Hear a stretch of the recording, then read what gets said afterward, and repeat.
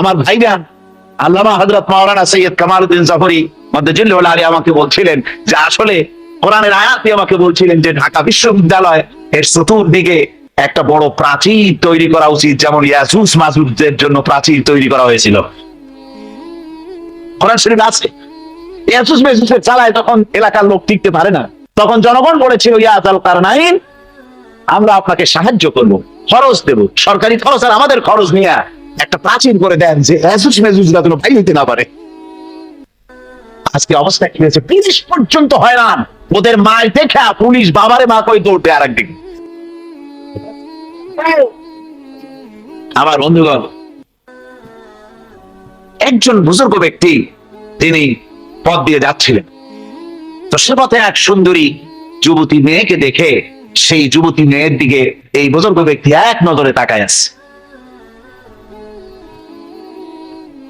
তখন এই ঘটনাটাকে কবি এভাবে লিখতেছেন সাজায়, একদা সুখদায়ক প্রমোদা বদন, দর্শন করিব ঝরিল নয়ন, হেসে কহে সে রূপসী সবিস্ময় মন, কহ দেখি মহাশয় কহ কি কারণ, বিষয়ে বিরাগী তুমি ভুবনে প্রচার, কি হেতু জন্মিল তব মানস বিকার, সামান্য ললনারূপ করি দর্শন, উচিত না হয় তব অশ্রু বরিশন। বুজুর্গ ব্যক্তি ওই মহিলার দিকে তাকিয়ে তাকিয়ে কাঁদতেছেন। সুন্দরী মহিলা বলেন, আল্লাহর বুজুর্গ বান্দা, আপনি এলাকার ভিতরে বুজুর্গ এবং পীর হিসাবে, বুজুর্গ ব্যক্তি হিসাবে আপনি বিখ্যাত। আজকে আমাকে এখানে দেখে আপনি আমার দিকে তাকায় আমার রূপ উপভোগ করতেছেন আর কাঁদতেছেন। আপনার মতো সংসার বিরাগী মানুষ আমার মতো একটা সুন্দরী মেয়েকে দেখে এভাবে কাঁদা ঠিক না। বুজুর্গ ব্যক্তি বলছেন, এসে কহিলাম বলে করহ শ্রবণ, নেত্র ঝরে তব হেতু ভেব না এমন, যে শিল্পী রচিল ওই সুধাংশু বদন, তাহার তরে ঝরে নেত্র নয়নে জীবন। আল্লাহর বান্দি, আমি তোমাকে দেখি কান্দি না, আমার চোখে পানি বেরিয়ে গেছে। তোমারে দেখে আমি মনে মনে ভাবলাম, এত সুন্দর করে যিনি মানুষ বানিয়েছেন না জানি ওই আল্লাহ রব্বুল আলামিন কত বড় সুন্দর। আমার ভাইয়া, সুতরাং চোখ থাকতে ওরা আল্লাহ রাব্বুল আলামিনের কুদরত ওরা দেখে নাই, কান থাকতে কোরআনের আওয়াজ ওদের কানের মধ্যে ঢোকে নাই, বিবেক থাকতে আল্লাহর দ্বীনকে বুঝতে পারে নাই, চিন্তা করতে পারে নাই।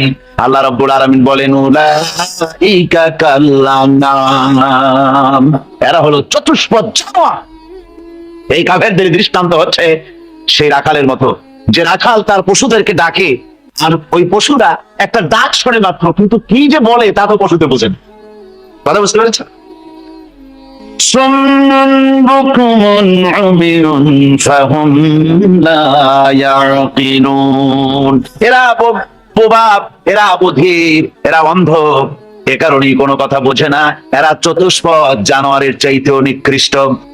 যাদেরকে আমি আল্লাহ বলেন, যাদেরকে আমি চোখ দিলাম, চোখ থাকতে হক দেখলো না, সব দেখলো, হক দেখে নাই চোখ দিয়া, এই চোখ দিয়া সব দেখলো, নারীর সৌন্দর্য উপভোগ করলো আর নারীর অঙ্গ প্রত্যঙ্গ নিয়ে নানা ধরনের গল্প লিখলো, কবিতা লিখলো, কিন্তু এই সৌন্দর্য যিনি দিলেন তারেও চিনল না।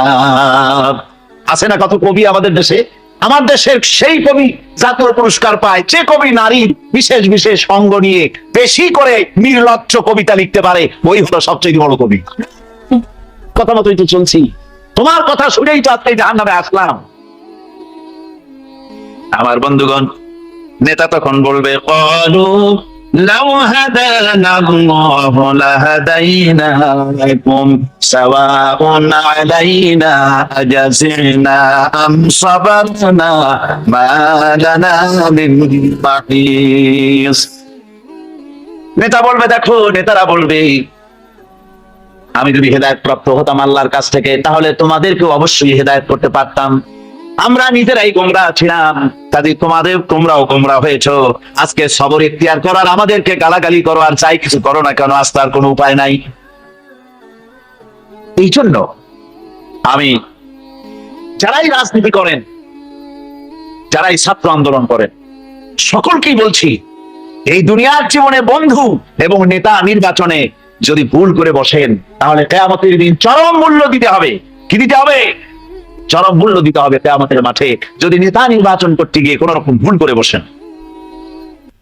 কিয়ামতে যেদিন মানুষের সমস্ত কিছু উন্মোচিত হয়ে যাবে, রহস্যের পর্দা যখন সব সরে যাবে, নিজেদের কৃতকর্ম যখন দেখতে পাবে, তখন তারা নিজেদের অপরাধের মূলে দায়ী ব্যক্তিদেরকে পেয়ে যাবে সামনে, আল্লাহর দরবারে অভিযোগ করবে এই দায়ী ব্যক্তিদের। وقالوا ربنا إنا أطعنا سادتنا وكبراءنا فأضلونا السبيل। তারা ফরিয়াদ করে বলবে, অনুসারীরা ফরিয়াদ করে বলবে, আয় আল্লাহ, আমরা দুনিয়ায় আমাদের এই সমাজপতি আর এই নেতাদের অনুসরণ করেছিলাম, অনুসরণ করে এদের পেছনে আমরা চলেছি, আর এই সমাজপতি আর এই নেতারাই আমাদেরকে তোমার রাস্তা থেকে দূরে সরাই রেখেছে। আমার যে সমস্ত নেতৃবৃন্দ এখানে আছেন ভালো করে শুনুন, যারা ইসলামী আন্দোলনকে যারা বিশ্বাস করেন না, পছন্দ করেন না, আর যে সব অনুসারীরা আছেন ইসলামী আন্দোলন পছন্দ হয় না, তারাও ভালো করে শোনেন, আল্লাহর কালামের কথা কাজে লাগবে। অনুসারীরা আল্লাহর দরবারে ফরিয়াদ করবে, রব্বুল আলামিন, এরাই আমাদেরকে গোমরাহ করেছে, তোমার রাস্তা থেকে আমাদেরকে সরাই দিয়েছে। হে আমাদের রব, রব্বানা আতিহিম বি'ফাইনি মিনাল আযাবি ওয়ালআনহুম লানান কাবীরা। হে আল্লাহ, আমাদের যে শাস্তি হবে তার থেকে ডবল দাও এই নেতাগুলি দাও, আর তোমার কঠিন লানত এদের উপরে করো। এরা আমাদেরকে গোমরাহ করেছে, তোমার রাস্তায় চলতে দেয় নাই। এরা মাঠে ময়দানে বক্তৃতা করেছে, আমরা মিটিং এর আয়োজন করেছি, আসরে রক্ত চলে যায়, মাগরিবে রক্ত চলে যায়, নেতা একবারের জন্য বলে নাই আযান দাও আমরা সবাই নামাজ পড়ি, বলে? জোরে বলেন, বলে? ও অনুসারী ভাইরা ভালো করে শোনো, ওই নেতা নামাজের জন্য বলে না, চরিত্র তৈরি করার জন্য বলে না, মা বাপের খেদমতের জন্য বলে না, বড় পড়া হয়, কত ছেলে এখান থেকে প্রেসিডেন্ট হয়, প্রধানমন্ত্রী হয়, কত কিছু হয়। আর এখন ওই ইউনিভার্সিটির সামনে দিয়ে দেওয়ার সময় মানুষ যখন যায়, যদি রিক্সায় থাকে, রিক্সা ড্রাইভারকে বলে, বাবা জোরে চালা, বকশিশ দেব। আর যদি পায়ে হাঁটে তো দ্রুত গতিতে দৌড় মারে, আর আয়াতুল কুরসি পড়ে, বোতাম পড়ে জোরে জোরে বুকে ফু মারে, আর বলে যে আল্লাহ এই ছাত্রদের সঙ্গে যেন দেখা না হয়। সুতরাং আজকে কিয়ামতের দিন এই উপায় থাকবে না। আল্লাহ পাক এখানে অনেক সেলুট পাওয়া যাবে, এখানে দেখেন না, বাঁচতেও সেলুট, আবার যখন মরার পরে রাষ্ট্রপ্রধান মরছে অথবা তার পাশাপাশি কেউ মরছে, কামানবাহী শকটে করে নিয়ে যায় আর্মিরা লেফট রাইট করতে করতে। কামানবাহী শকট নিয়ে যাও কি ফেরেশতার ভয় দেখাবার জন্য? এরপরে কবরের মধ্যে তুই আবার খুব দাগায়, কামান দাগায়, বিরাট বিরাট আওয়াজ করে, আর বিরাট করে সেলুট মারে। মেয়েরা তোমরা সেলুট মারতেছো হাত দিয়া, ফেরেশতারা কি দিয়ে মারবে তা তো তুমি জানো না। আমরা বহুত দেখছি, কত দেখলাম, ফুলের মালা আর ফাঁসির রশি খুবই পাশাপাশি, বেশি দূরে না। আমার বন্ধুগণ, কোরআনে কারীমে আল্লাহ রাব্বুল আলামিন বলেন, এই নেতারা কিয়ামতের দিন অনুসারীরা বলবে, কাফেররা বলবে, وقال الذين كفروا ربنا أرنا الذين أضلانا من الجن والإنس। কাফেররা বলবে, অর্থাৎ মহাসত্যের অমান্যকারীরা তারা বলবে, আয় আল্লাহ আমাদের দেখায় দাও জেনেদের ভিতর থেকে আর মানুষের মধ্য থেকে আমাদেরকে গোমরাহ করলো কারা। نجعلهما تحت أقدامنا ليكونا من الأسفلين। আমরা আজকে তাদেরকে পদদলিত করব যাতে তারা নিচে পড়ে থাকে।